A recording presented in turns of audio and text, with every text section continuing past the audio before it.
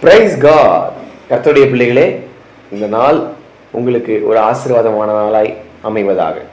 சரி, இன்றைக்கான ஜீவ ஊற்றை நாம் தியானிக்கலாம். யோபுவின் சரித்திரம் 33ஆம் அதிகாரம் 14ஆம் வசனம்.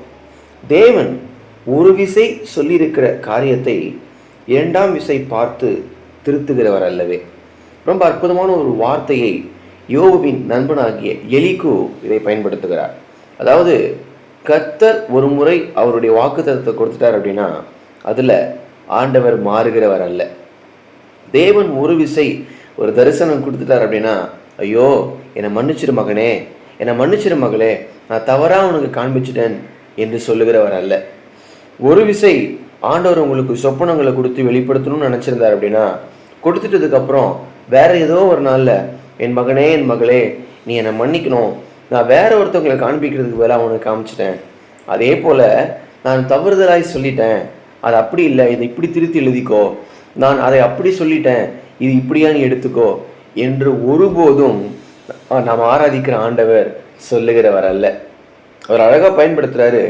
ஒரு விசை சொல்லியிருக்கிற காரியத்தை இரண்டாம் விசை, அதாவது கர்த்தர் சொன்னதே, அவர் வாக்கு மாறாதவர், அவருடைய வாய் ஒருபோதும் பொய்யை சொல்லாது, அவருடைய உதடுகள் ஒருபோதும் பொய்யை விளம்பாது.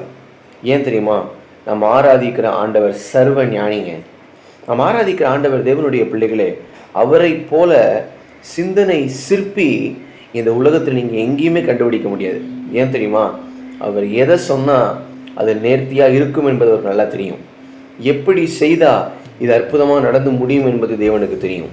அதனால் இந்த வேலையில் இந்த வார்த்தையை கேட்கிற கர்த்தருடைய பிள்ளைகளே, வாலிப பிள்ளைகளே, கர்த்தர் உங்களுக்கு ஒரு விசை சொல்லிய ஒரு வார்த்தையை இரண்டாம் விசை பார்த்து அதை திருத்துகிறவர் அல்ல.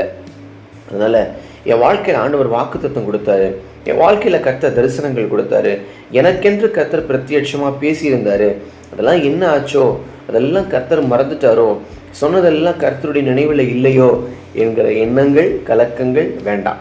ஏன் தெரியுமா? நாம் ஆராதிக்கிற ஆண்டவர் சொன்னதை மறக்கிறவரும் அல்ல, சொன்னதை சாரி அதை நான் மறுபடியும் திருப்பி வாங்கிக்கிறேன் என்று சொல்லுகிறவரும் அல்ல. அதனால் ஆண்டவருடைய வார்த்தையை விசுவாசிப்போம். தேவன் மேலே வைத்திருக்கிற நம்பிக்கை இன்னும் பெருகுவதாக. இந்த வார்த்தை உங்கள் இருதய பலகையிலே எழுதப்படுவதாக.